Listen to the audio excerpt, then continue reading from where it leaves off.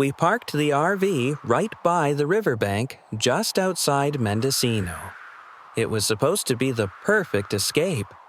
Me and Chloe, alone with the sound of water and wind. The river flowed smooth and lazy, but the wind, that wind had teeth. It whipped through the trees like it was trying to whisper something we weren't supposed to hear. Chloe laughed, said it added to the vibe. I laughed too, but I was lying. There was something off about the air, like it was pressing down on us. We set up the chairs, got a fire going, and cracked open a couple of beers. The river shimmered under the gray sky. Trees on the other side looked like they were leaning in, watching. It started with the door. We'd gone inside the RV to get blankets. No one touched anything, but the door slammed shut behind us like someone kicked it. Chloe jumped. I told her it was the wind.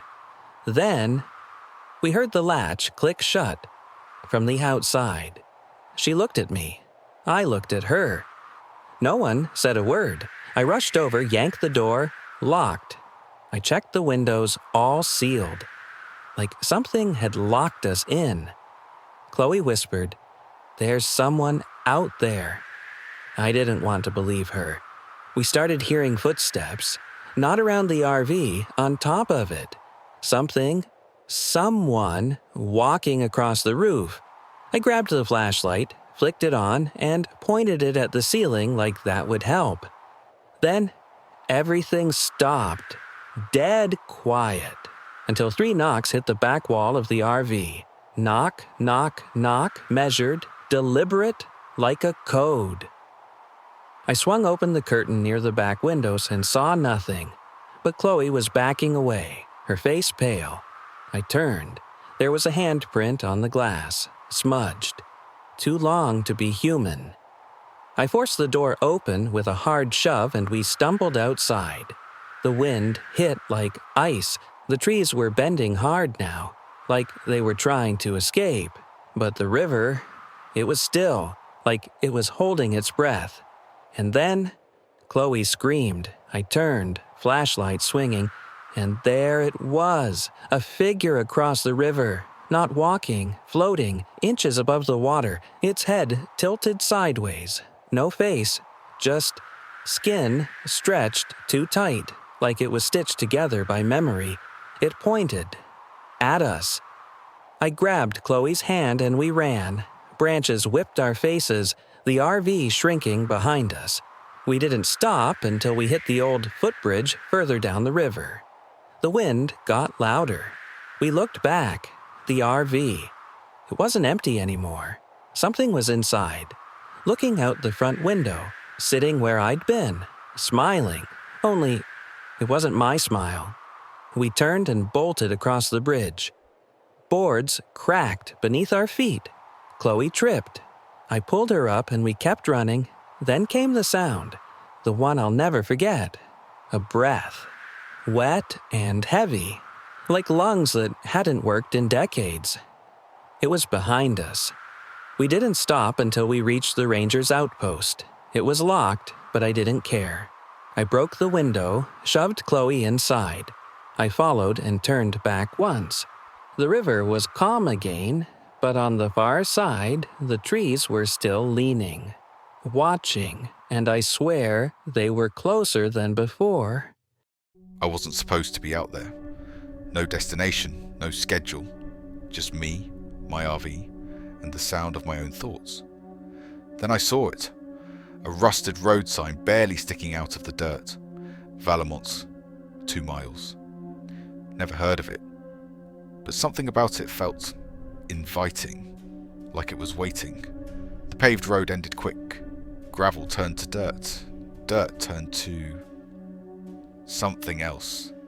It didn't even feel like ground anymore, like the earth forgot how to be solid, but I didn't stop. Then there it was, a town, still, perfect, like a movie set built for a film that never got made.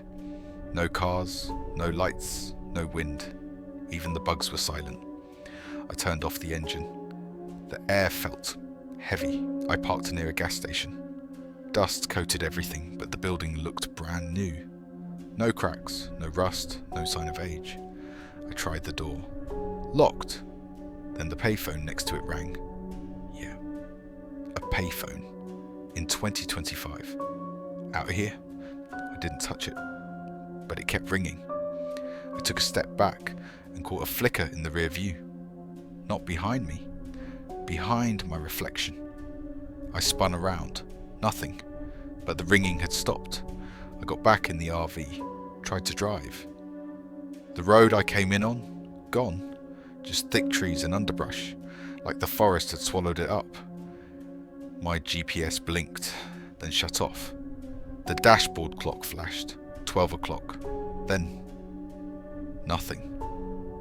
I looked around. Everything looked the same. Too same. The buildings were mirrored.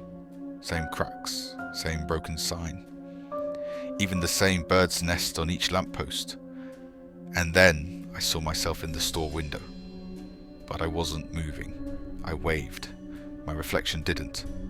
It just stared at me, like it was waiting for me to notice. I backed away, and my reflection smiled.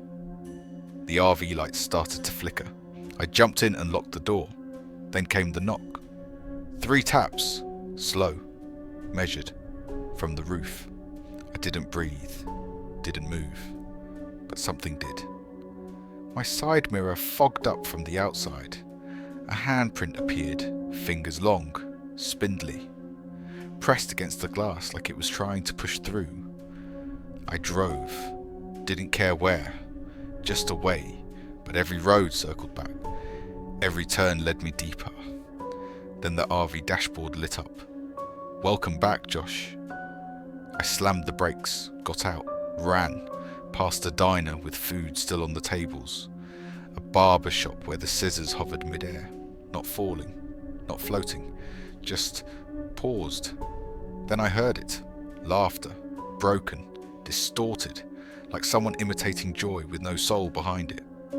I turned the corner and saw a girl standing in the road, back to me, still, she whispered without turning. You saw us. That's enough. The windows around us shattered, every single one, a wave of glass and shrieking noise. I dropped to the ground, covered my head. When I looked up, she was gone. But something else was there. A figure. Tall. Skin like wax melted over bones. Eyes hollow. Mouth stitched shut, but still grinning. It didn't chase me. Didn't need to. I ran. No plan. Just instinct. Back at the RV, the engine was humming. Light steady. On the windshield. A single handprint on the inside. I didn't put it there. Now, every night at 12 o'clock, my mirror fogs, and I see her. Not behind me, behind my reflection.